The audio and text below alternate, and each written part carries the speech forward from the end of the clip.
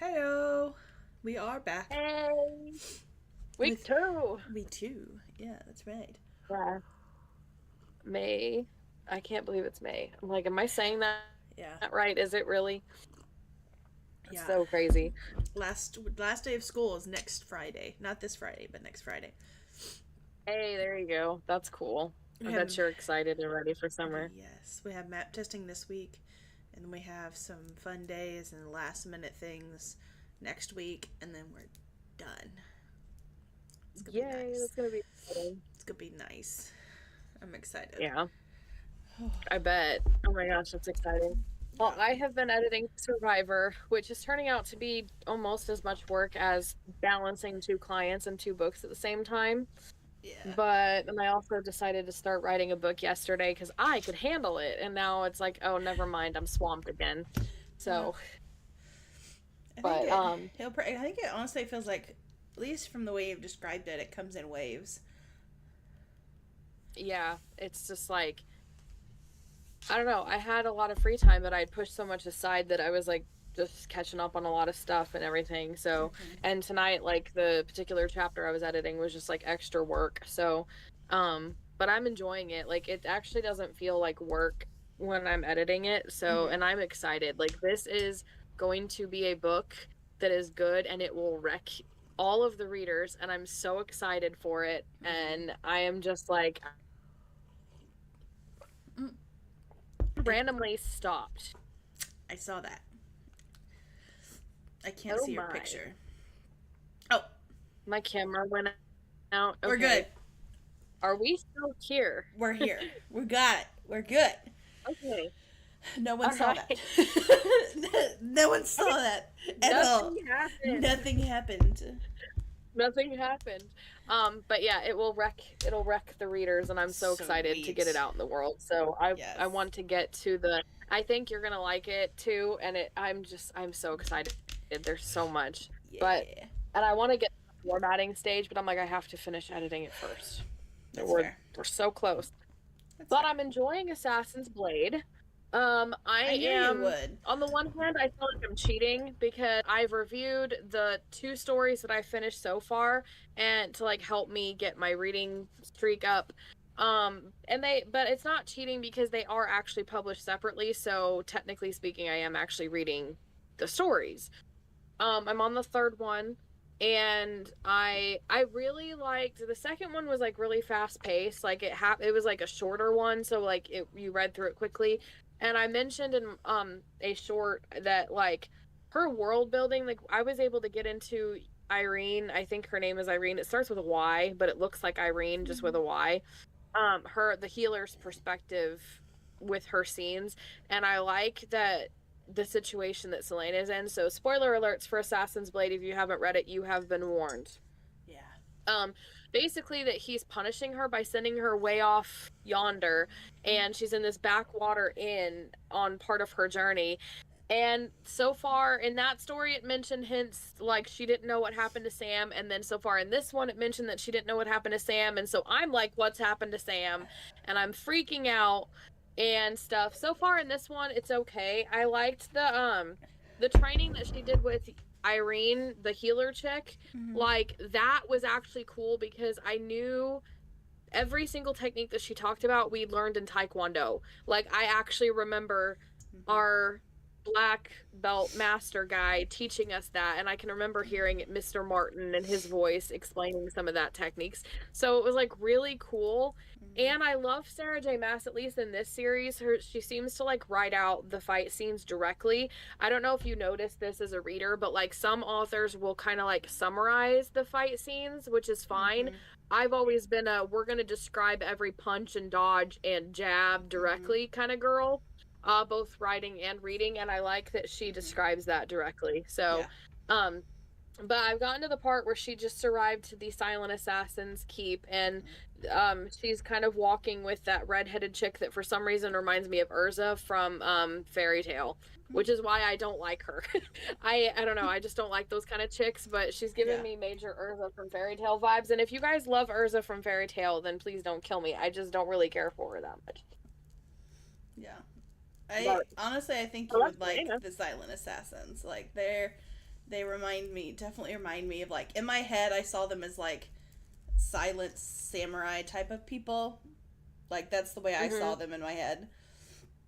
I'm getting major Assassin's Creed vibes, honestly, from them. So yeah, that's pretty cool. Like, yeah. I swear it's reminding me of, like, Assassin's Creed sequences in my head sometimes when I see different scenes and stuff. So Yeah. that's actually pretty It was like that was the one that I had very vivid image in my head of what it looked like. It literally, like, it makes me think like Egyptian pyramid, but with people in it.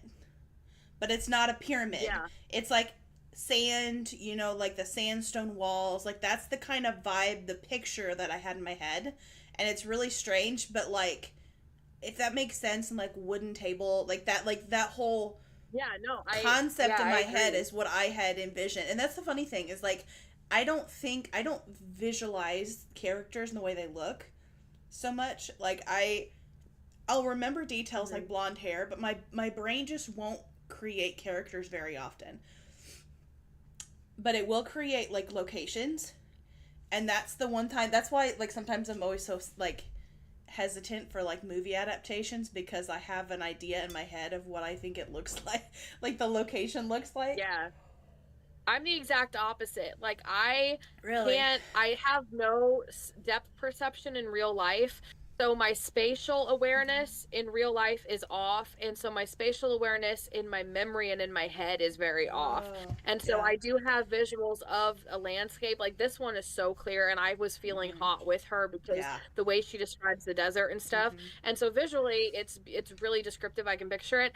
I really picture characters with excruciatingly vivid detail. Really? And so when you have an adaptation, that's where I get really picky and wary, because I'm like, the character's supposed to look like this, you know. Yeah. But then it's like, and it's like, but, like, if the book is very specifically detailed about what the character looks like, that's when, like, with movie adaptations, I'm like you, that I'm going to be very picky about what the characters look like, because the book specified what it looked like.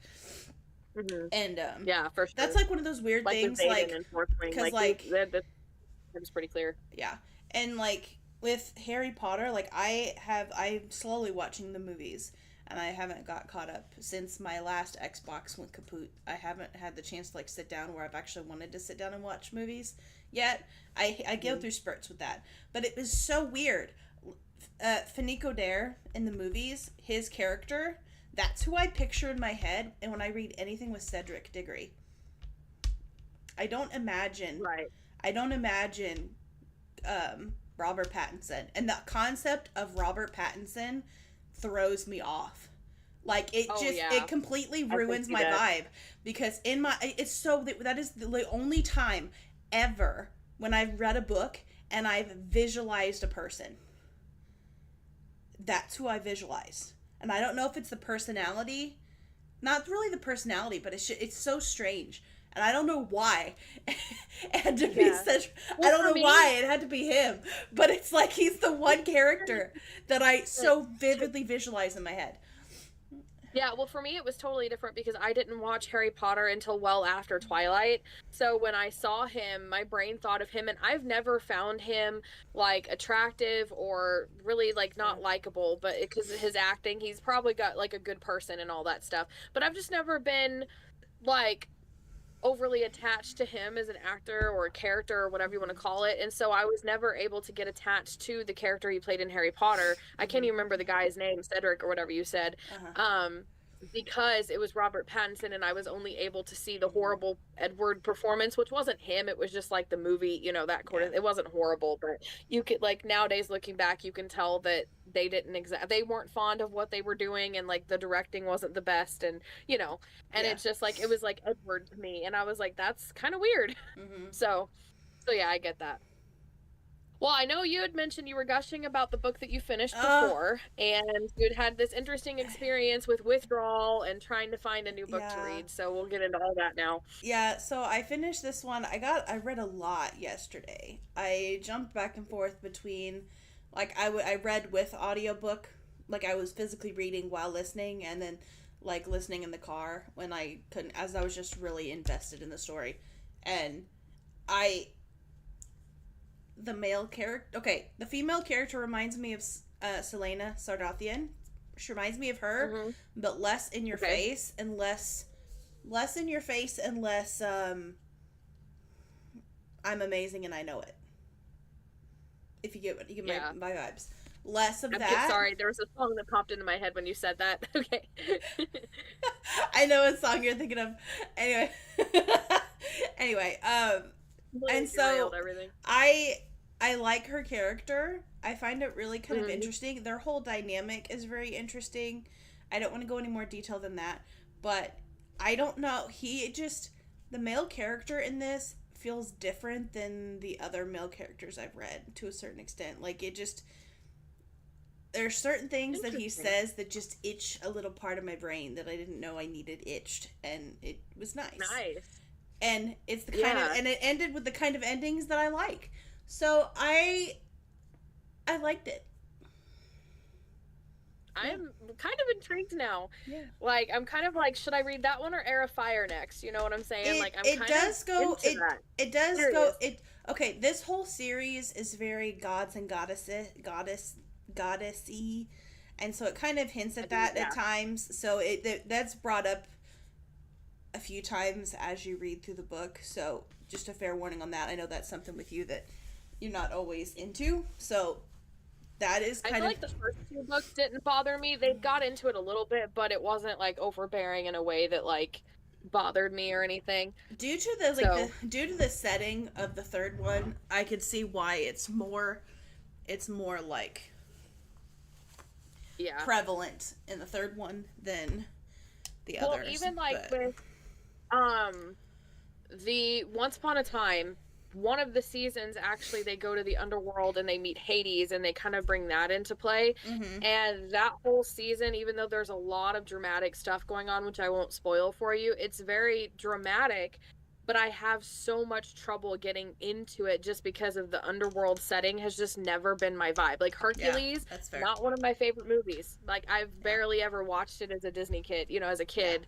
That's fair. The Scorpion King 2 had this really guy that I had the biggest crush on the guy in Scorpion King 2, and Mhm. for a portion of the movie they go to the underworld and they get out of it later on, but that little portion of the movie I'm just like, we're in the underworld, really? I don't know why. I Yeah. have a bias against Yeah. the underworld. Yeah. And it's nothing like, it's not even like the Christianity or Yeah. anything like that, like, because I like the idea of a god of pantheons, like the pantheon and the drama between the gods, like in Greek gods, Yeah. especially Greek gods, more so than Because, Roman like, gods, yeah, and Egyptian gods too. But it's just for some reason the underworld has just never been my vibe. Yeah, in those old stories, they're so flawed, and it's like they're so flawed, and they're selfish and imperfect, and it's like I don't know. It's one of those things. That's why it's like I find it hard to feel convicted when I read a book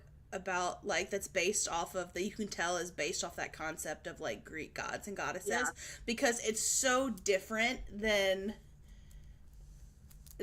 like the Bible that it's like it's like it feels fiction. It's like there's no way I could possibly get confused with this because it's fiction. Yeah. It's not real. Well, it's like this god devoured this half of the world, Yeah. and some baby Yeah. popped out like a giant volcano or some crazy crap, Yeah. Yeah, I know Michael. Yeah. His logic has always been because we've had this discussion at length before, me and Michael, and his thing is like they're not actually gods because they're not perfect and they're not indestructible, and he's like they're just really powerful beings, and that's how he's always seen it with his logical mind. Yeah. So he's never had an issue, and in fact, for one point of his life, he actually explored like every religion that's out there because he was kind of like trying to explore what he believed. And that's when he landed with Christianity because it's, in his mind, it's the only thing that makes logical sense. Yeah. And so talking to him about his experience with that has always been fascinating. Yeah. And so it's just like, and so since marrying him, I'm like not convicted over it anymore. It's just like for some reason, it's like if you try to do like a 1920s setting and maybe that's not a person's vibe, and it's like, oh, okay, it's kind of cool, but like I'm not into the 1920s or whatever kind of setting you want to do. Yeah. Like I love snowy landscape settings. Like I will always like more so than like desert ones. So for me, it's like if you give me a nice ice cold wintry setting with like a snow monster, or like everybody's starving or freezing to death, I will eat that up so fast because I love that kind of vibe. Yeah. So, or a dangerous like swamp or jungle, those kind of things. So it's like the setting itself is just like, oh, okay, it's the underworld. I don't really care for that kind of stuff. Yeah. Like the what was it? I get Odyssey and Origins mixed up at the Egyptian one for the Assassin's Creed game. It also has Origins some is portions in the Egyptians. underworld. Yeah, so, and those portions of the game, I was like, okay, let's get back to ancient Egypt, please. But they did a little bit with that, so I was like, Yeah. But all in all, I'm kind of like excited. I'm curious about why. Like, I'm just curious about the book now. So Yeah. curiosity killed the cat in my case.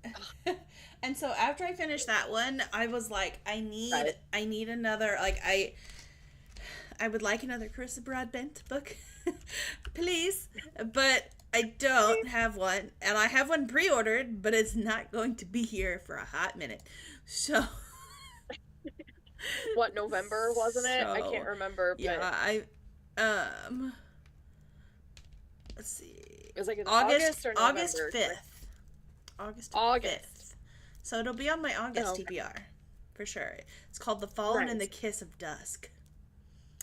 Yeah, I'm like, if I can read book 3 before then. It's good, though. Yeah, honestly, the ending of number 3 threw me off, because I was expecting it to go one way, and it was like, it acted like it was going to go that way, and then it completely shot off in the, way over here, and I'm like, oh, okay. Like, I was not expecting that to happen. You know what I'm saying? Like, I was expecting something to happen, but not that. So. Yeah. Fair warning, I did have the hiccups a second ago. I think they're gone now, but if I just start sounding like a dying chicken, it's okay. It's just my hiccups. My family makes fun of me because of my hiccups and the way they sound. I'm just warning. I think they're gone, but it's like, oh gosh, okay. Whenever my students would have hiccups, I would always tell them, like, I would look at them and I would, like, look them in the eye and be like, I don't believe you have hiccups. You need to hiccup for me again to prove that you have it, because I don't believe you. And they're like, what do you mean? I said, I don't believe that you have hiccups. Like, you're going to have to hiccup for me because I don't believe you. So I need you to do it again. Nice. And then and then eventually you catch yourself trying to hiccup and you can't, and then you're done with the hiccups. Nice. I love doing that to really people. Complicated. Like, I had this overly complicated ritual when I was in high school that would work every time. It was like, hold your breath, plug your ears, take a drink of water, hold your head upside down and swallow it, and every time, I kid you not, it would get rid of the hiccup. And I don't know why. I think it's just psychological. I think our brain is just being like, you know what? I'm going to make your body jump like this until you do something obscure to stop it. But anyway, so I finished this, Slaying the Vampire Conqueror. Yeah. And then I wasn't sure what to do. I knew I wanted to stick with my list. But I wasn't sure what. And so what I did is I went to Audible, and if you didn't know, Audible has like a preview option where you can click preview and listen to the preview. And so it's like 2 to 4 minutes is typically what I think it is. I forget but the time. But what I would do is I went to all the books that I had left in my list for this month, and I would listen to the preview, and The Courting of Bristol Keats was the one that caught my attention the most. Right.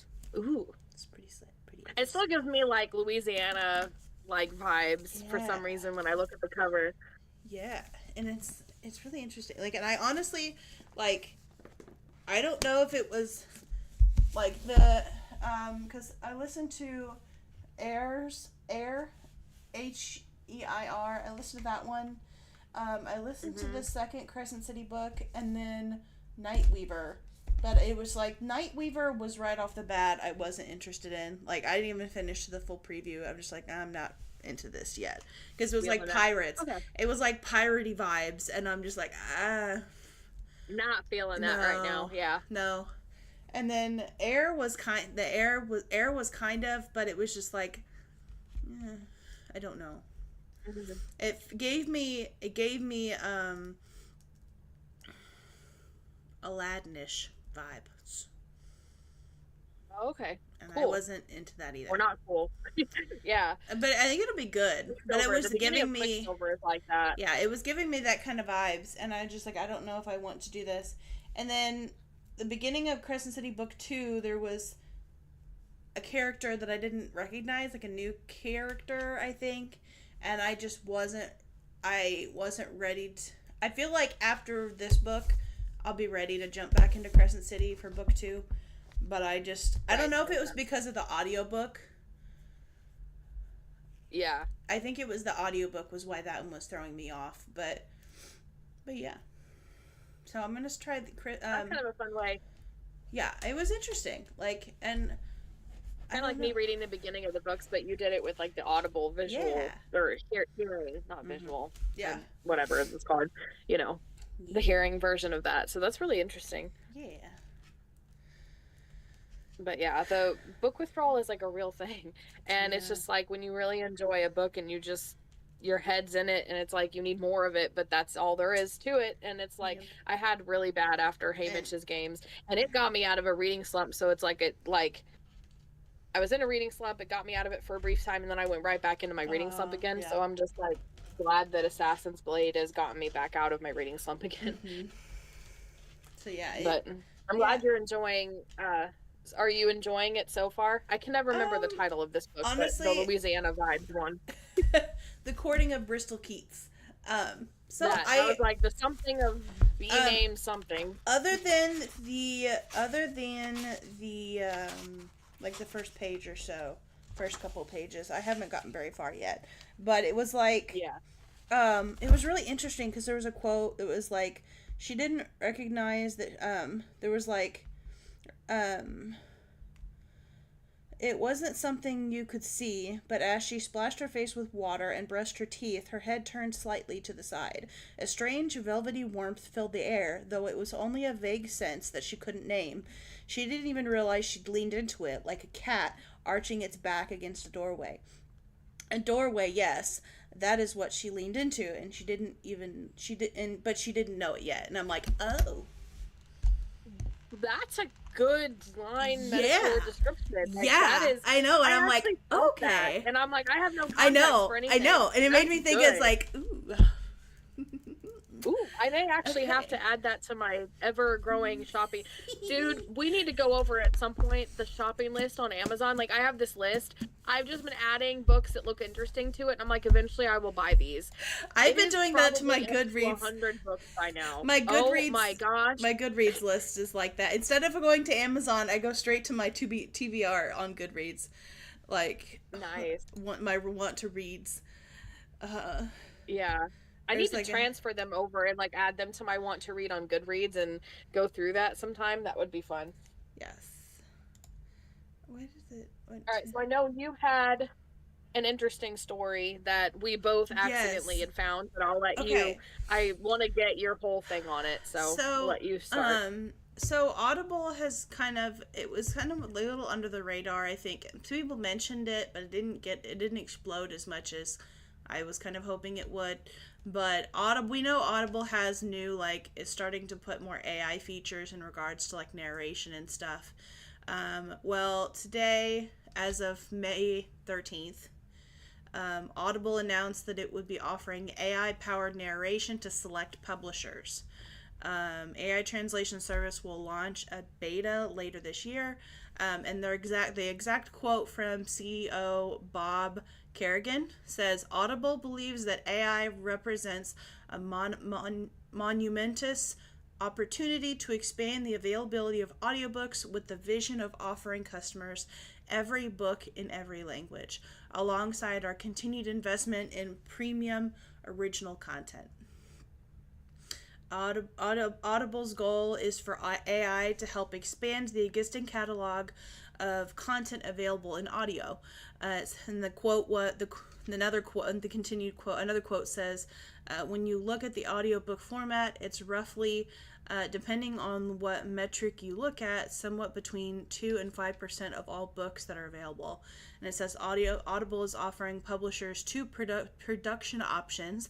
The first is an end-to-end management service where Audible handles the entire audiobook production process, start to finish.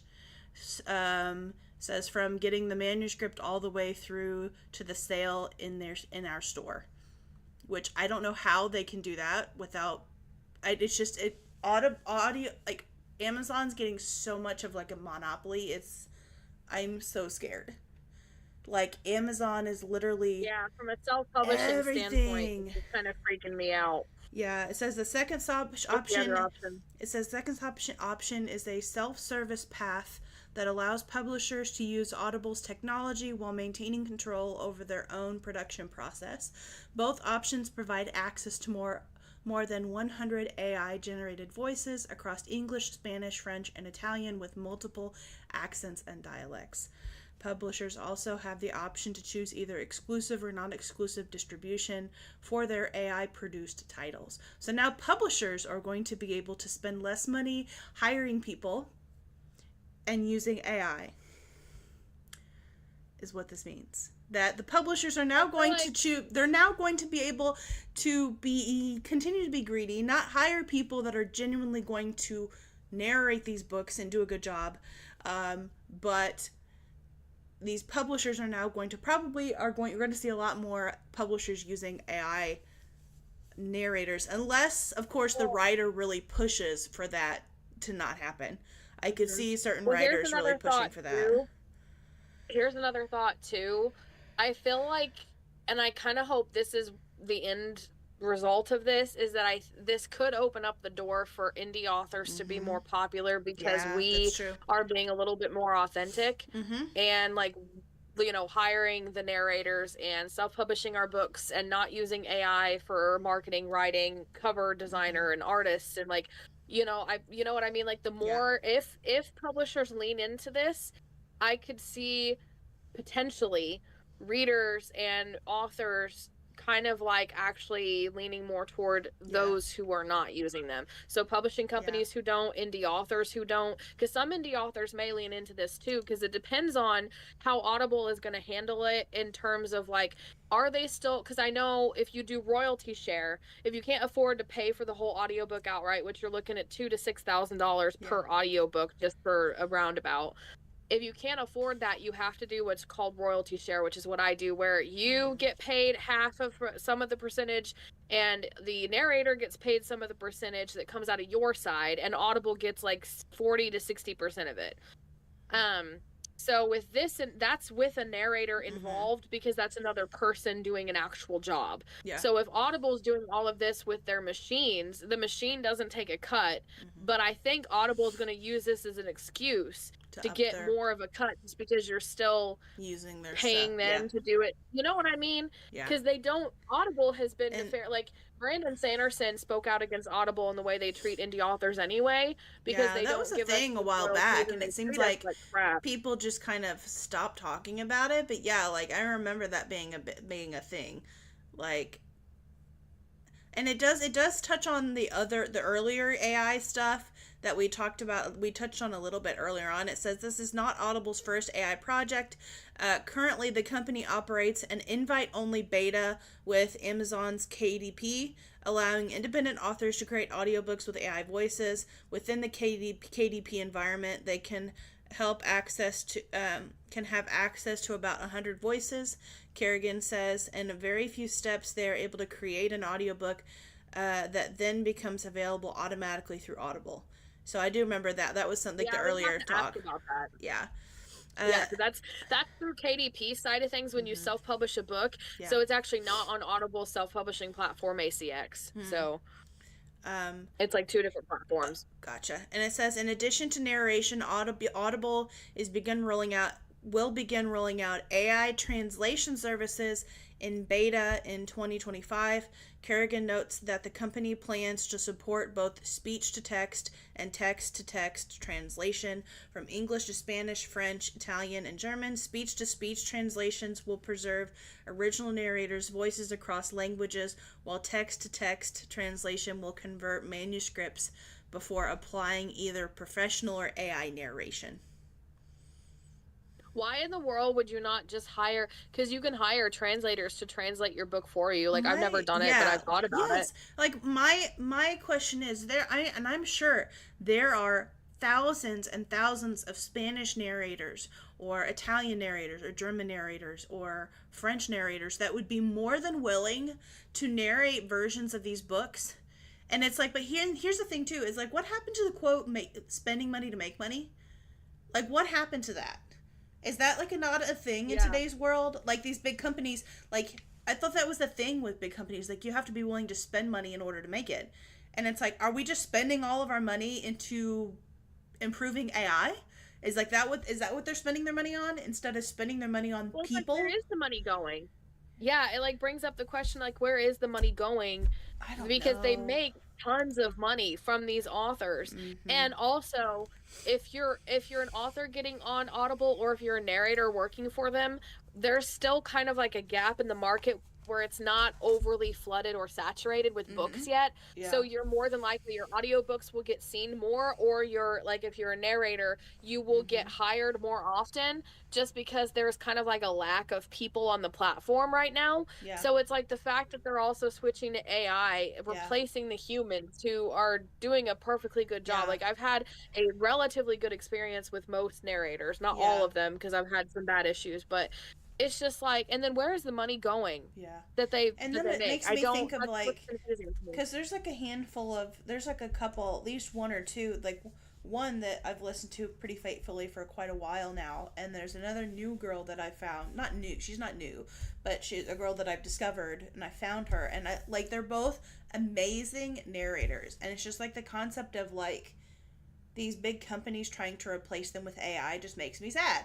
And it's like, there are so many amazing narrators, and it's just like, I don't know. Like, I wouldn't, as a teacher, I wouldn't want to be replaced with some AI computer program.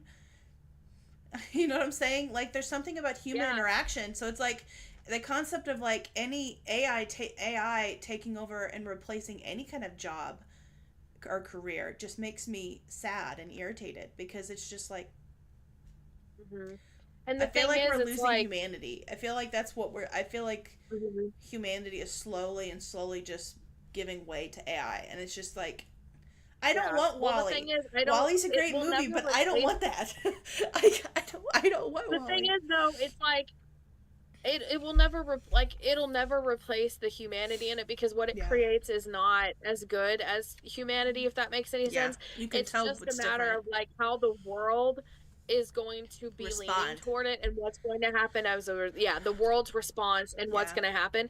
I feel like the big tech like, we've already seen how Hollywood, big tech companies, the rich and elite are kind of like out of touch with reality, and I think COVID had a lot to do with that. Not to get too anything political, whatever, but like, it's just like COVID, the difference between like the rich and elite and how they handled and dealt with COVID versus the average American, I think really that's when like Hollywood started to go downhill. People kind of like saw through the veil. Like, it used to be where you were a celebrity, you were like, oh my gosh, you're the coolest thing and I want to have your life. And now it's not even cool to be a celebrity anymore. Nobody takes it seriously. And so I think a lot of these people big tech companies, and anybody who is embracing AI, they're out of touch with reality on, like you said earlier, on what the average person actually values and what the average person wants. And right now we value the human aspect of art, writing, music, narrating, creativity, working, that sort of thing. And I feel like, I hope it leans more toward people valuing anybody who stays human more than the AI. And it kind of like, I don't think it's going to go away. It feels like we're in a digital version of an industrial revolution. You know what I mean? Where like the factories were taking human jobs. Back then, I'm sure it was like a big issue to a lot of people too. And one thing that I do have to say is, like, I have a very love-hate relationship with Book Talk. And I've called them bullies many, many times. Yeah. But one thing I do have to say is that, oh, that's my go to bed alarm, but we're not going to bed right now. um, but, like, I feel like anytime we as people don't respond at all, big companies take that as permission and take that as an okay, you're fine with it. Even if we're not fine with it, if people choose to just let it go or to talk about it for a bit and then just drop it, these companies are gonna be like, okay, they're fine with it. We can keep going. You know what I'm saying? It's like, Yeah.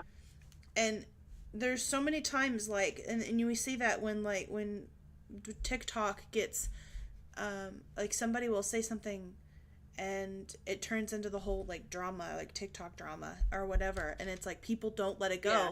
And it's like that's when it's like you see people backing out on their backing, like taking a step back and be like, okay, maybe we need to rethink our decision. You know what I'm saying? Because so many people make reactions to it. And I already feel like I'm not seeing very many comments on Duolingo anymore, firing all those people to go AI first. I've already seen less posts about it. And it's like, we've kind of just told them, yeah, go on with it. Bye. Yeah. And I don't know, it's like, and that's where it's like people are like, they're just nagging about it. You just won't let it go.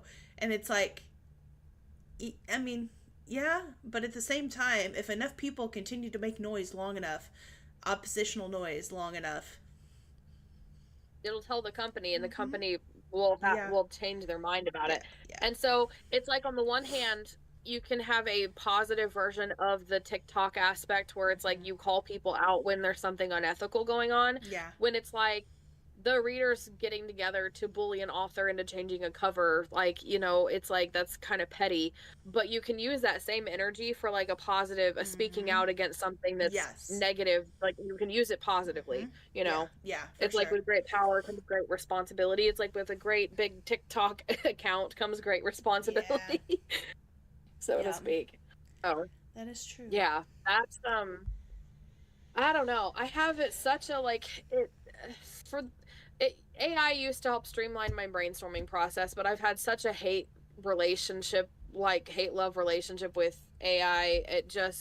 It's one of those things that's just like, I don't know. It's hard to pinpoint where it's going to go, like what the big picture long-term results are going to be. Like, is it just going to fizzle out? Is it going to stay here? Is it going to consume a lot of the big tech corporate? Like, what exactly is going to come of it? Is like, you know what I mean? I can't quite, you know what I mean, figure it out. Yeah, I guess so. But it'd be nice if Amazon didn't have a monopoly on almost everything these days, though. Yeah. But speaking of TikTok, I actually have been on there a few more times than usual, so I've had a few things pop up. I know one of the, not really conspiracies, but one of the things that did happen that you had actually introduced to me was the Kickstarter situation with this author and how she had gotten $95,000 for her book on Kickstarter. Like a book raised $95,000. Yeah, you had told me about it. And how it's been years ago and she hasn't actually even written the book, let alone like gotten the years ago, wasn't it? It was like 2 years ago, 2, 3, something like that. 2 years ago. 2 or 3. It was 2023. I think it was 2023. 2 years ago. Yeah. I'm not for sure. Yeah, so 2 years ago, and like you told me that anytime that they tried to, because she took the money and hasn't gotten them the product yet. And so when I did my Kickstarter, I was like, I thought Kickstarter would get at me for just being a month late, and I had a delay in the shipping. So I was like communicating with everybody. Didn't have any issues. Everything was fine. So I'm surprised Kickstarter has not done anything yet. But then take it a step further. A lot of the people that were on that, you'd mentioned that, you know, went to their bank about it. She had blocked or, you know, talked to the bank and tried to dispute it. That's the word. You know what I mean? And so it was this whole scam thing, and it sounds like she used it for something else. And like we had talked about how our thought is that she spent the money, doesn't have it anymore, can't refund that much money, and is trying to block anything that she can about the situation. But it was kind of like a weird thing on TikTok. And then the other thing on TikTok that I've seen this book, Silver Elite by Danny Francis, everywhere. And it's so it mixed is like reviews. I've heard some people addicting. say that they loved it, and some people said like these reviews are so deceiving. It's not that great, and it's just so weird. I don't know whether to read it or not. Like that's my thing. Yeah, It's like, do I read this or not? I'm definitely going to read it and give it a chance. But here's this whole, speaking of toxic TikTok again. Yeah. So this whole situation, this woman reviewed it. So the publishing company reached out to her and asked her if she would be willing to read it, but with no obligation to review it. Just, will you, we want to send you this book. So she agreed. And she liked the book, so she genuinely liked it and reviewed it. But she got a lot of hate comments of people accusing her, hey, you're scamming us because the publishing company told you to say this. You don't actually like it, and now you're scamming readers and lying to us about it.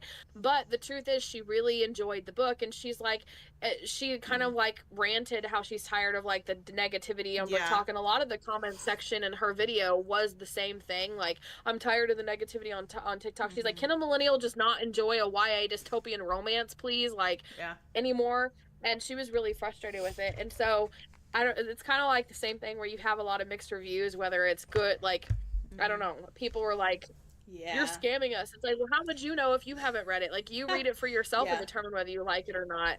You don't know if she's scamming you or not.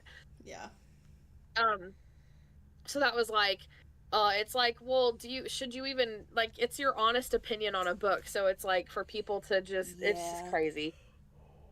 But I did see another woman on Instagram review it, and she said she is in a, like, where she can't think about anything else in her life or do anything else in her life because Silver Elite is consuming it. Yeah. I've heard several people compare it to Fourth Wing. Mm-hmm. Yeah. I heard one person who's a little bit more on the negative side, but she said with hers, you go in with the wrong expectations. So you need to expect a military romance with instant love and a lot of spice, like right on the first chapter. And she said it got better in chapter 2 and 3. So not a lot of spice, but like instant, instant lust, I think is what she called it in the first chapter. Yeah. And so, but the other woman said that she loves it, and it's like Fourth Wing. We have another guy like Zayden who is amazing, and she can't get her head out of this book. It is consuming her life. And that's how I felt about Fourth Wing. Just so like, I'm really curious. Well, and I think people, and there's like another, the Firebird, is that what the other one that was like some controversy around it? But like, I feel like, I don't know what controversy is about it. It was like, it used like a master servant, master vibe, I think, with the romance, and people were like comparing it to like slavery and stuff, and it was like this whole thing. But then people are like, do you not realize this is based off, like, it's like inspired by Rome and like ancient Rome, and like slavery was that whole concept was a thing back then. And so, but it was like, and that's where I've heard there's one girl that I ended up started following her on TikTok because I just loved her comments on it. But it was essentially like, if you are reading, because like the Elite one kind of, is it fantasy or is it more sci-fi? Elite, it's dystopian. It's more dystopian kind of sci-fi. Not really sci-fi, but like dystopian. Okay. So it's kind of like a romantic, romance instead of romantasy. We're actually starting to call it dystopacy or something. They're combining dystopian and romance, but it's like romance. So dystopian, like, or whatever you call that. I feel like there are like a certain group of readers that don't understand the different types of romance and the different subgenres of romance. And it's like, if you buy a dark romance book, which I'm not a big fan of reading that, and that kind of makes me kind of hesitant to read Firebird, but it's like, because I didn't realize it was like a dark, like, people could consider it to be a dark fantasy. But it's like, if you pick up a book like that and you know that it's considered dark fantasy, and then you get upset about certain topics, or like this one, like, if you know it's a romance and you know it's a dystopia, and dystopian style books are known to be pretty relatively fast paced, if I know. Yeah, like a you know what I'm saying? Yeah. And so it's like, if you know, and that's where it's like, If you go to It Goodreads, definitely ain't a rom-com, that's for sure. Yeah, it's not. It's not going to be a contemporary. It's not going to be a rom-com. Like, you're gonna... That's part of it. That's part of that. Silver... I'm just looking to see what the tags are. It's like Fourth Wing, but without dragons, and it's like people have powers and have to hide them from society, basically. Yeah. And he ends up in enemy so, territory. like, is kind of the gist. On Goodreads, like, and you know, it's like some people just like don't do a lot of research, a lot of in-depth research. It's like even if you just are looking at Goodreads and basing your knowledge of this book based on Goodreads when you go into it, I think some people just take people's word from book talk and just run with it. They don't even look into the book before they start reading it. And it's like, if you do any amount of, like, literally all I did was type in goodreads.com and typed in Silver Elite, and the first 3 genres listed on this huge tag list of genres is fantasy, dystopia, romantasy, romance. First 4. And science fiction, if we want to add the top 5. So the fact that they didn't realize that it was a romantic dystopian book, it's like, did you not do any research on this book at all before you read it? Well, also, it's like with the Firebird one, how can you... I could tell just from the cover, the blurb, and the first page. Yes. It's historical, it's ancient Rome, there's a lot of slavery. Ancient Rome was absolutely brutal, so I know if it's going to be accurate at all, minus like if you add dragons or whatever, if there's going to be any form of accuracy, you're going to have some brutal things happening in that book. Yes. Duh. Just look at the cover, look at the blurb, and look at the first page. Like, how do people not... You know, literally, and judging from the cover of Silver Elite, it looks like a fantasy romance to me, and it looks kind of more sci-fi because you have a lot of gray. If you look at this, like, once again, just go to a website, any bookish website, and it's like, if you look the blurb, like the summary, like, other than the little tag, the tag one-liners are conqueror, captivated, you know, and other than those little one-liners, it says Julian Dacia, Roman general. Let's go to Google. Yeah, I am, like, from the blurb, you can tell he's going to capture her, and she's going to be his slave. Life in ancient... Okay, this, once again, AI. Thank you for the overview, AI.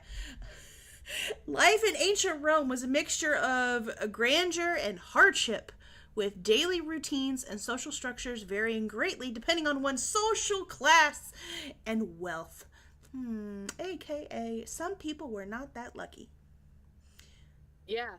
This is why... It's like, by the blurb, you can tell she's going to be his slave. Are we getting into the generation that didn't value social studies and world history in school? Because it tells. I mean, we're getting into a generation that's I can not tell. well-educated or something. Like, they're not paying attention in school or something. Like, people don't know how to read, and people don't know how to write cursive, and... Oh, yeah, you don't have to tell me that. You don't have to tell me that. Yeah. Yeah. I've seen so many videos, it's like, I feel like people asking simple questions, and like they don't even know what countries border America anymore, or some crazy questions like that. It's like, or they assume that because the Americans haven't left the country that we're not traveled, and then they realize that you can drive for like 15 hours in Texas and still be in Texas. And it's like, do you not realize? Like, it's like, Google is free. I understand some things are opinionated, and you can't always trust Google, because sometimes it will say that you're not going to be alive in 6 months, when it's actually just a headache because you're stressed. But it's like, I get that. Like, Google is sometimes not the most stable of research platforms. You know, I kind of like the days of, like, looking things up in an encyclopedia, because the book was the book. I could read the same page about dinosaurs in an encyclopedia 100 times, and it would say the same thing. You know what I'm saying? Like, it's like, but it's like, Google is free, people. Where you'd have to check your sources. You couldn't use Wikipedia. You'd have to cite every single one of your sources, and you'd have to have multiple ones. Like, sometimes you'd have to have like a minimum amount of sources for just one topic. Oh yeah. So. Do people not know this kind of stuff? Yeah. I thought my hiccups were gonna come back. Yeah. So, On a more lighter note, I actually have seen a lot of Rebecca Yarros news, so my next like 3 are all with her. Okay. Which is the author of Fourth Wing, for those of you who Sweet. are living under a rock and don't know. So, number 1, her book called In the Likely Event, which is, I think, one of her contemporary romances, is actually being developed by Netflix as a film adaptation. I have yet And to she read any of posted her about it. romance books. I need to. I want to. Yeah. Which I have more about that in a minute too. She said she's thrilled to be working with Dylan Clark Productions and Netflix to bring it to life. She's honored to be an executive producer on it. Oh, sweet. Which actually goes back to the Fourth Wing news I had on. She officially announced that it's happening. Like, we've known it's been happening. The Fourth Wing TV show is happening, but she officially announced it. It's Amazon MGM Studios, Michael B. Jordan's Outlier Society developing it. She's humbled and excited, and they're an incredible team. She can't wait to see the adaptation brought to life. She has all the faith in the world in them. And Sweet. she actually said that her editor made this possible, and she gets to executive produce it. Sweet. She's going to be an executive producer on it, which means we can trust that it's going to be the best it can possibly be. And Rebecca, we trust. Which I assume it's going to be this. And Rebecca, we trust with this. And Rebecca, we trust pretty much. It's funny. With this one, it's going to be the same way for anybody who likes her book In the Likely Event. Yeah. I'm assuming with her executive producing on it, it's going to be as accurate as possible. She's always felt very hands-on with stuff, and it's like, I appreciate that. Yeah. And it's like, me too. I don't know. To be an author, actually executive producing your own book's TV show, dream. We all just have to dream at this point. Yes. So the next thing with her is another romance of hers called Variation. I think it's a romance. I'm making a lot of assumptions here. It's another book that Rebecca Yarros has coming out. It's called Variation, and it's actually coming out in, where did I see that? November, I think. Yeah, November 19th, so a day after my husband's birthday. But this has got me intrigued. So I, for some reason lately, have been a sucker for second chance romances. Like, a lot of the ones that I've been writing have all been second chance romances. And this one's called, the tagline is Explosive Second Chance Romance. And it says, by the end of that summer, she was my best friend. By the end of the next, she hated me, and I didn't blame her. Just like, I need that. I just like, it sounds so good. So I had to freak out a little bit. Yeah. So I think the variation sounds like my perfect into her romance novels, and to kind of see what kind of stuff like that feels like the perfect in. So I'm pretty excited about that. Yeah. November's going to be a huge month though, because I think that's when the new Quicksilver book comes out, and that's when the new Vader book comes out. So November's going to be like a big I forgot about the Vader book. I'm excited for the Vader book. I don't know about you, I need it to be November now. I am excited for it. Yes. Yeah. Okay. What are some of the books that I've added to my want to read list? Of course it shifts. It literally, my want to read list starts with the very first book that I added to my want to read list from 2016, and I don't want to read that book anymore, but it's nostalgic enough that I can't take it off the list, because at some point I might want to return to it if I ever get in the mood for a clean time travel romance. I remember to medieval Italy of all places, and it's like, if I ever want it. Oh my gosh. Okay, there was one of Wings of Blood. It was like a Vampire Academy type vibe to it. I remember we went over those. Yeah, and wasn't there one more that was like, it just come out that we added after that? That one sounded Queen of Roses. That's one I have added, but I don't know if that's one that we've talked about. It's a dooming love, a dangerous mission, and a kingdom on the brink of war, a cast-off princess. So it sounded kind of interesting. But yeah, I'm gonna have to pull up my list now too, because there's another one that we had talked about. Shadow of Direbound. Direwolf. Oh yes, Direbound. Yeah, that was the most recent one I've added. Let's see. Shadow of the Sith. That's one of them. It takes place in between 6 and 7. of Star Wars, and it's about Luke and Lando. So I'm kind of interested. I'm interested to see what they're trying to write his character as. I don't know. It's not on my top. It's not on my top priority though. Yeah. Interesting. Let's see. I don't know. A Flame and Fury. There's another one. What was that one about?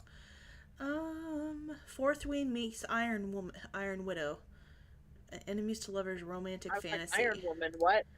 Yeah, Iron Widow. Yeah, Fourth Wing meets Iron Widow. Oh, you could win a free copy and a giveaway. You have 3 more hours. No, 2 days and 3 more hours. I've never won a Goodreads giveaway. I've never won a Goodreads. What's the title again? It's called Of Flame and Fury by Michaela Flame Bridge. And Fury. Check it out on Goodreads. It's not yet published. Okay. It comes out in July. Yeah, but you can join the giveaway if you're listening to this within the next 2 days. Yeah, okay, listen to this one-liner.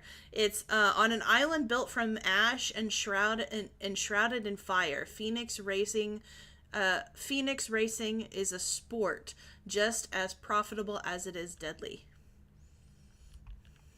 It's kind of interesting. That sounds intriguing. It reminded me of like a fantasy Star Wars, but with the pod racing, but with, you know what I'm saying? Yes, like it kind of gave me that vibe. And I'm like, I was like, I don't know how to explain that. I know. It's like, for some reason, I really want to read Harry Potter and the Cursed Child. I want to read that one, but I know I have to get through the other one first to get to that one, and I'm not ready to finish that series yet. So yeah. Right. The games gods play. That one's another one. Like if I'm ever in the like Greek gods mood, that would be one, because it has to do with the Greek gods. But it sounds interesting. Gods love to toy with us mere mortals, and every 100 years we let them. Yeah, and so it's like this one god, like each of the gods have like a excuse me, my stomach is making weird noises tonight. But yeah, it's weird. It's not weird, but it sounded interesting at the time. But yeah. Yeah. All right. I kind of started yapping there. So, anything else? No, it's okay. I forgot where and how and the tangent. Like, I don't even know what's going on anymore, but that's okay. It just happens. Yeah. So, another one that I had was actually an article that talks about one of 2024's best romantasy books is getting a sequel this May, and there's still 1 week to catch up. So apparently Daniel L. Jensen's A Fate Inked in Blood is getting a sequel in May, which is the Viking kind of vibe book that I remember seeing that you had. Yes, the cover looks really pretty on the new one. Yeah, and so the new one's coming out this May, which is like now. So it's a curse carved in bone. Oh, yeah. That cover looks good. Doesn't it look good? So, yeah, I don't know why I thought it was going to be like a huge list, but it was just one book instead of like 10, like I was thinking. So another one was some Sunrise on the Reaping. I don't know why I was trying to say it that way. The Hunger Games Sunrise on the Reaping, cast for the movie adaptation thingy, they added another cast member. I saw that. Yeah, Kelvin Harrison. I don't know who that is, but he voiced Taka in Scar. Why does that? Okay, my computer's being a weird freak right now. He voiced Taka and Scar in the Mufasa Lion King prequel, and he's joined the cast. It doesn't say. I'm trying to figure out who Beatty, I believe. Who he's going to play. Oh, I believe it's Beatty, if I remember correctly. Yeah, I'm like, why are you not telling me who the guy is going to play? Harrison's been cast as Beatty. I thought he was like older, so I'm actually BT. So I'm actually really okay with him as BT based on the picture and stuff, because like it's a younger BT, so that's pretty cool. Like if we got young BT's 8 like games, that would be pretty cool. The fact that he has a son. Yeah. Oh, it's gonna be dramatic. Yes. Oh my gosh. So I'm actually really happy with that one. And then there was I don't know how true this is. I haven't heard anything about this, so this is like mind-blowing news to me. The Lord of the Rings sequel gets an official release date. I didn't even know they were doing a Lord of the Rings sequel. Did you? Mm-mm. Because okay, it's called The Hunt for Gollum, Oh yes, and I it's did a know this. It's a yeah, fan. I did It's a not. fan thing that they're bringing into. Yeah, I've heard about this. Okay. Well, it's going to be a reality. Warner Brothers has set the release date for December 2027 for The Mm, Hunt for Gollum. The film has been previously delayed from the 2026 release date, but its announcement is from the studio sure to leave lifelong Lord of the yeah. Rings fans jump for joy. Unlike the Lord of the Rings trilogy or the Hobbit films, The Hunt for Gollum won't be on a full-scale novel or story from the series from J.R.R. Tolkien. Rather, it's more likely to be based more heavily on Tolkien's appendices, Mm-hmm. whatever that word is, throughout the Lord of the Rings books, Yes. which many provide which additional information for the character settings and Mm-hmm. story. Yeah. Um, It'll be a prequel to Lord of the Rings following the former Hobbit turned malevolent creature Gollum, also known by his name Smeagol. In the films, Gollum appears as a tragic antagonist pining over the One Ring of Power. We all know that. Andy Serkis will once again portray Gollum for the upcoming Mm-hmm. film. Um, he will also be the director alongside taking over duties from Peter Jackson, who did the Lord of the Rings. Mm-hmm. So I feel like I trust Andy Serkis a lot, so I feel like it's Yeah. in good hands. I don't know how good of a director he is Yeah. versus, And for Peter those that Jackson, but for those that don't know, Lord of the Rings is a huge, huge world. You have the Hobbit, and then the three trilogies, the Fellowship of the Ring, the Twin Towers, the Two Towers. Is it Two Towers? Yeah, Two Towers, and then yeah, Return of the King. Like you have those main yeah, four, but then you also have there's a lot of stories that Tolkien wrote earlier on. There's one book that you may hear from time to time called the Silmarillion. It essentially originally Tolkien wanted to release them together, but publishing people and the people that he would send them to have read them didn't like the Silmarillion. They thought it was for various reasons. In the books, it actually goes into detail about why they declined it or whatever. Said that they didn't like it when he originally wanted the stories to be together. But wow, there's a lot of like stories and details that you get in like that are just like sentences that are like kind of like comments with like on the epic in the backs of these books. And so it's like, and then you have like ones like the Silmarillion or the Unfinished Tales that are like snippets of writing that he wrote and like different stories for certain characters that he wrote that just never made it into books until his son Christopher Tolkien edited everything in the sense that he compiled it into a book.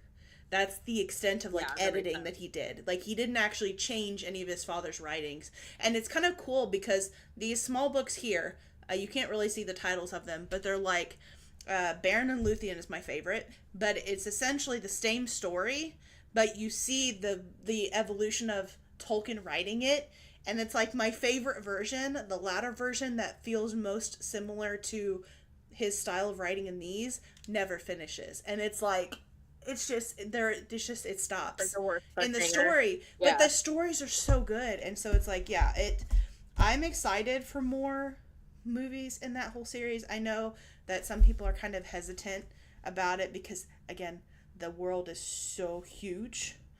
Like I would argue that it's probably just as big as Star Wars, if not bigger. Like Yeah, I in would some say the lore is about the circumstances, and so same. it's like, Yeah. yeah. So it's like there's Nerd of the Rings. If you want a lot of like knowledge on like stories and within Lord of the Rings lore, he's a YouTuber that I personally follow that's really good. Called Nerd of the Rings, Nerd of the Rings. That he tells a lot of Mm-hmm. like stories about and like not just explaining a lot of stuff with that, with just Lord of the Rings in Right. general. But yeah, I'm curious to see, and I like that Andy Serkis is a part of it.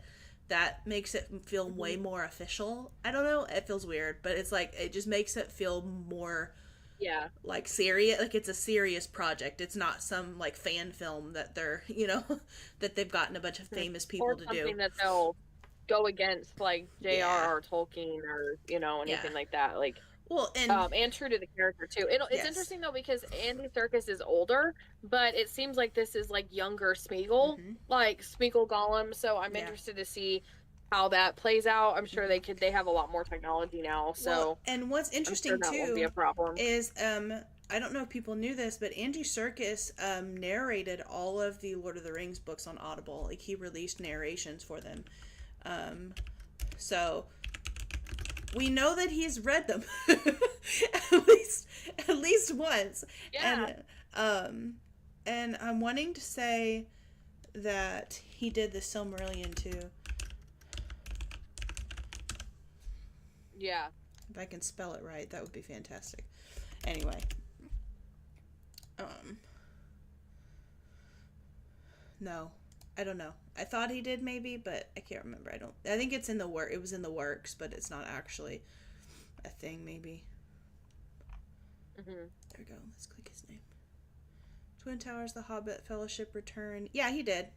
The Silmarillion. Yeah, he narrated the Silmarillion too. So he's narrated pretty much all of the main books. So he has a decent knowledge Right. of the books themselves. So I feel like he will do it Yeah. justice. You know what I'm saying? Like, is Hmm. he? That If is true. anything, he's Yeah. narrated them, so he has a working knowledge of it at least to some extent. Yeah. Yeah. So I have a lot of faith in him for it. So Yeah. so the last article that I actually had is the best of Book Talk 2025 so far. Keep in mind it's only May, but I was just curious to see what books are on this list in case we missed something. And so I was also curious to see if we how many like if we've read some of the best Mm-hmm. of Book Talk, Yeah. not that I really particularly care about Book Talk one way or the other, but so obviously first is Sunrise on the Reaping. We know it was big. Mm-hmm. Everybody was like obsessed for a while. I was like, what is Yeah. everybody doing now after it's over?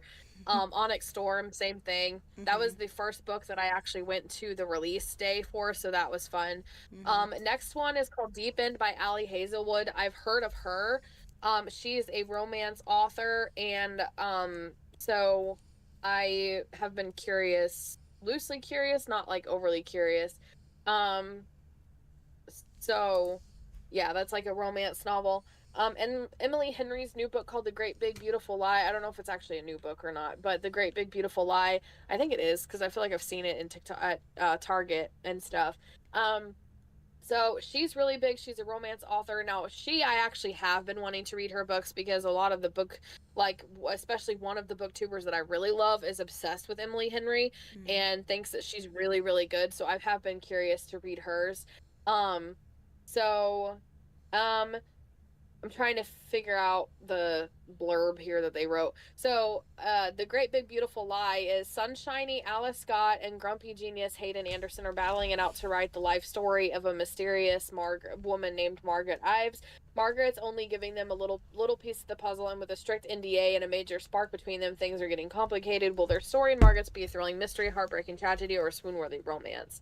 So it's like two writers writing a biography of this woman, and they're both like rivaling each other. That wasn't the main one I was thinking about hers. Next up is The Strawberry Patch Pancake House by Lori Gilmore. Um, I it's a cozy romance with a happy ending. Like they literally announced that. I'm like, don't tell me it's gonna have a happy ending. I don't want to know. I like to be Yeah. surprised. Yeah. Heavenly Bodies by Imani Iru is another one. Mythology, shadow magic, enemies to lovers romance. Um, Elara is cursed by a prophecy to fall for a star, and doom them both. Flees her kingdom, seeks refuge in Helios, where she falls for Prince Lorenzo, forced to train as a weapon against the stars. Ilaria and Lorenzo grapple with their growing feelings and the dark secrets within both kingdoms. Star-crossed connection threatens to unravel everything.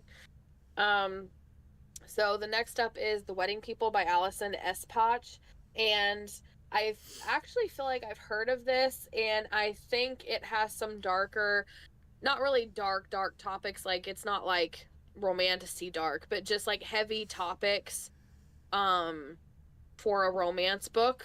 Because I think that's another one that my booktuber I like to watch has read. Maybe I'm thinking wrong. Mm-hmm. Um she's basically at this like in, and she's wanting a vacation and after hitting rock bottom, but she's mistaken as a wedding guest. Mm. And she's actually not part of the wedding, but she finds herself like opening up to the bride, and so their connection kind of like um has complications for the unplanned event. So next up is Quicksilver by Kelly Hart, which is one of my favorite books of all time. It's amazing. I love it. I'm happy that it's on the list. I'll Look for You Everywhere by Cameron Capello. Um, Oxford College to a Tiny Italian Village, Second Chance Romance, and Brother's Best Friend tropes is pretty much the vibes of that one. It's another romance. Promise Me Sunshine by Cara Bastone. And it's a slow burn romance trope with some seriously difficult big life emotions. Lenny is grieving her best friend and meets Grumpy Miles, who offers to help her live again by completing her bucket list. And in exchange, she'll help him connect with his niece and sister. They work together, late night adventures, unexpected support blossom into heartwarming romance, proving that sometimes new beginnings can emerge from loss. That's another one that my booktuber has actually talked about, and I think she really enjoyed that one. Okay. I like the romances with heavy topics like that, so that Mm-hmm. could be actually a good one for me. Because it's the only way I can really get into the lighthearted ones. I've never really given like a rom-com a chance before, so I hope to at some point. The last up is The Favorites by Lane Fargo. So I'm trying to find. Okay, Katrina and Heath, two talented skaters escaping tough lives, become champion ice dancers and childhood sweethearts, captivating the world with their chemistry. But a shocking incident at the Olympics ends their partnership. 10 years later, a documentary forces Kat to tell her side of the story, revealing the truth behind their rise and fall, which is even more shocking than the rumors. Never actually seen a book about two dancers before, so or skaters or dancers either. So that's interesting. I can't tell if that's a romance or if that it kind of gives the ending of the blurb makes me think it's going to be some sort of twist or mystery to it. So I'm not sure if that's a straight up romance or not. And the cover isn't a romance cover. It's like I don't know. It's giving me some different vibes and straight up romance. And the tagline on this, I kind of like, even though I'm not a big romance person. To the world, they were a scandal. To each other, an obsession. Oh, I think I've seen that blurb sounds familiar. Yeah. Huh. But that is all I've got. I actually managed to touch on all my articles today. So yeah. We've had a really great live stream today, I think. So I'm really excited. I'm ready to dive in. Like, I'm excited about this. There's a lot of, like, I feel like there's a lot of good books that are just on my list that I just want to buy. Because Silver Elite and the other one that I talked about from Amazon that I can never remember the name of, the Direbound. Direbound, Silver Elite, Conquering the Vampire Slayer, whatever that one's called. So I've got those three are like an Era Fire. The next one after this one, I'm getting all the titles wrong, but the next one after this, those four, I need to read stat and stuff. So, and yeah. So yes. I think that's everything. Did you have anything else? Nope, that was all for me. Okay. All right. Let us know how your TBR is going this month. If you're making progress, if you're adding to it, both are okay. Also, if you guys have any suggestions for reading challenges, let us know because we're always happy to tackle those. Yeah. I've been seeing the book bingo digital cards, so I've been thinking about trying to do a couple of those, seeing how many I've gotten so far this year. That would be kind of fun. But yeah, and also anything you'd like us to cover as a topic. Yes, that is true. All right. See y'all later.